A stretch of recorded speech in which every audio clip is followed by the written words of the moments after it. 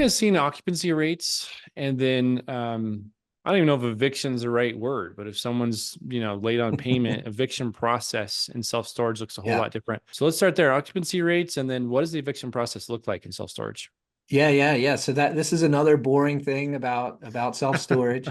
For 40 for 40 years, Eric, the occupancy rate at self-storage facilities across the country is kind of gently meandered between like 80 and 90%. And so if you think about all the economic ups and downs and sideways and booms and busts and crashes we've had over that time frame, self-storage just keeps cruising. And the reason is people need storage when things are bad because people are losing their homes or they're being dislocated or they're losing their job or they're getting divorced or they're having to combine households or there's a pandemic and they have to change their spare bedroom into a home office.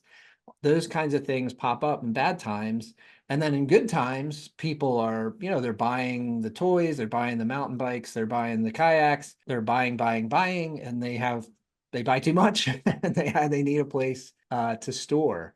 And so that's why storage does well in good times and in bad times. I like to call it if you have kids and you've taken them like to a water park, the crazy young kids, kind of like we talked about a minute ago, they like the excitement, right? So they like that ride that has the tube where the floor drops out from underneath you and you fly down the slide and you get, the water up in your face and up in your nose. And by the time you get to the bottom, you got a huge wedgie.